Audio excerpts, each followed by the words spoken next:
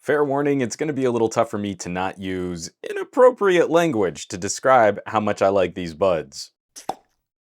Audio gear is so stinking good right now. There's definitely been an explosion in consumer true wireless, but there's still a healthy evolution happening in fancy audiophile markets too. My sweet spot for good in-ear monitors is between $100 and $200. I think you're looking at great practical hardware in that price range, so it takes something special for me to glow on more expensive solutions. Audeze is just one of those brands. I genuinely enjoy playing with their gear, and when they push a price point higher, it's always interesting to see what they deliver. So today we're going to chat the Audeze Euclid.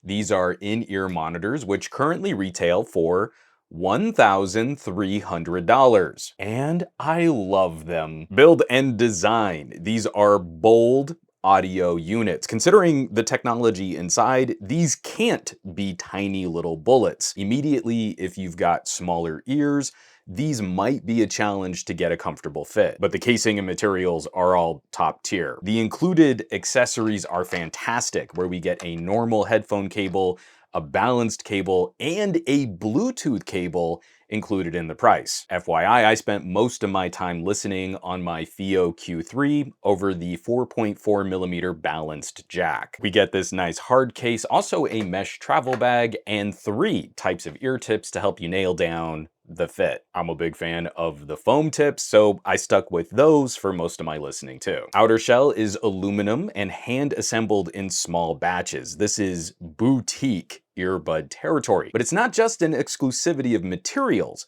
This is also a little exotic for the driver type. There aren't a ton of planar magnetic earbuds out there to listen to. I'm a huge fan of planar magnetic cans. I've only listened once on open back planar earbuds, also from Audeze, and spending some time with the Euclid just reinforces how this sonic characteristic is totally my jam. On some good dynamic driver buds, somewhere around a 10 or 11mm driver is considered a good punchy sound source. I'm super oversimplifying here, but typically the bigger a dynamic driver gets, the louder and bassier it can perform. Definitely more complicated than that, but we've just got to get a general idea. The Euclid use an 18mm planar magnetic driver. The way a planar driver works is different than a dynamic driver. We can't just immediately calculate one-to-one based on the driver size. How they articulate sound, how they vibrate air, and that increased surface area contributes to lower distortion, better articulation, broader frequency response, and a wider soundstage. And listening to the Euclid, all of that's true compared against some of my favorite dynamic driver IEMs. What I found surprising, what got me a little giddy, closed back cans and earbuds are often positioned as more practical solutions for folks that might need to deal with noise, but with the compromise of some of the openness of that headphone. If you want a clear, open, natural sound, someone's going to opt for an open back headphone and listen in a quiet room. The Euclid, as closed back earbuds, perform far better than I was expecting for closed back buds. They're wide, they're natural, there's so much room for instruments. Nothing ever feels stepped on. The bass is never crowding the mids. The highs aren't outshining the vocals. You're just getting all the sound the track has to offer. There's room for everything. It's a nice natural balance. A natural noise reduction for having this ear tip jammed into your ear canal, but they aren't hyper isolating. They don't feel like earplugs completely walling off your ears. For fidelity, the closed back shell isn't causing bass to get muddy or the tone to veer darker. I'm very impressed with how carefully considered these earbuds are. Sub bass, bass, and low mids are all rich and beautifully articulated. It's more about landing the detail around the attack than it is about letting the decay and the sub bass roll over the rest of the track. Surprisingly, the mids aren't forward. They're not in your face, but they're just nicely accessible. I can always do with a bit more in the mids on most other earbuds. I'm personally not a fan of the smiley face EQ or a deep V.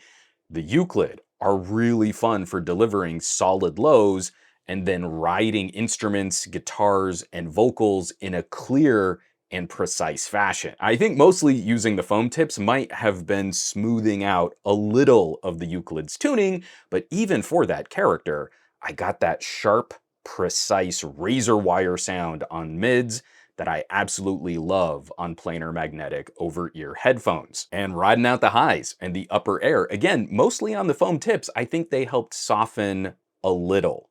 I'm really sensitive to the upper air and pop tracks, can very easily drift from bright to shrill on my ears. I mean, it's kind of funny. It's tough describing with emotional words, but the highs are there. They're bright, they shine. It's not like the earbuds are rolling them off or tucking them away. There's just room for them to exist without them stabbing you in the skull. They don't feel artificially boosted like on some of the Deep V earbuds I've listened to in the past. Present, clear, and just a little softer in the mix than the detail you'll find in the low mids, but they aren't lacking. It's the characteristic I love about planar magnetic cans, and I struggle to describe that sound on cans also. I think it's something you grok right away when you try a pair on and you see how they just perform different than a really good dynamic driver. The Euclid approach audio the same way, and it's stunning to hear this from closed back earbuds. That also makes them incredibly difficult to compare. For example, I have the AU Sound Flex. I'm not actually sure how you pronounce that company's name, if it's AU Sound or AU Sound. I digress. This is a Bluetooth neckband which uses a dual driver setup, a dynamic and a planar driver per ear. It's a really exotic combination for a wireless solution. Brand new, the Flex sold for around $250. I think that's a really solid buy in the land of Bluetooth audio. We should not be surprised that the Audeze sound clearer, have a more natural soundstage. They're better performers. We should expect that given the higher price tag. And that's always one of the critical ideas to cover for a premium audio product. I recently spent some time with the Audeze electrostatic headphones, and I walk away from the Euclid with a similar feeling. The education of the consumer needs to factor in a little for the potential recommendation. These earbuds get an overwhelmingly positive recommendation from me.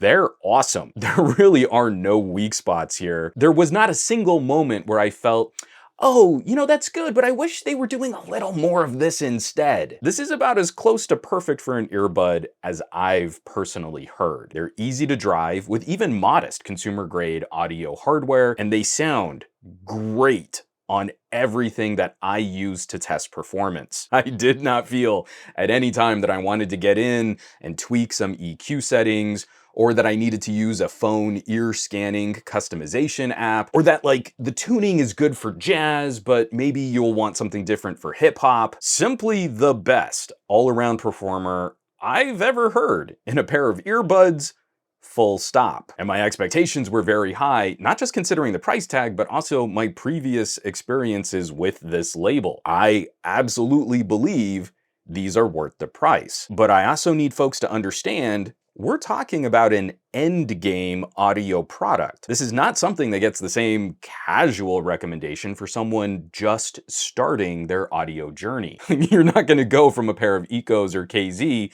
and have a direct linear relationship and correlation from price to quality. These Audeze must sound 14 times more gooder than my nice IEMs. Audio doesn't work that way. After a tier, which I believe lives around the $200 mark, we're paying less for some notion of more quality, and instead we're trying to satisfy the specific aspects of sound that we prefer. This can get lost in the translation because when you start, you're likely going from something really cheap to something pretty decent. And from $10 to $100, you should be able to hear a remarkable improvement to quality with better articulation, lower noise, lower distortion. At that window, spending 10 times more might deliver 10 times more quality. But as prices climb higher, you're going to spend more on specific tone, a character, a color, and for me, the articulation, where something like the Euclid satisfies not only a brilliant sounding earbud for entertainment,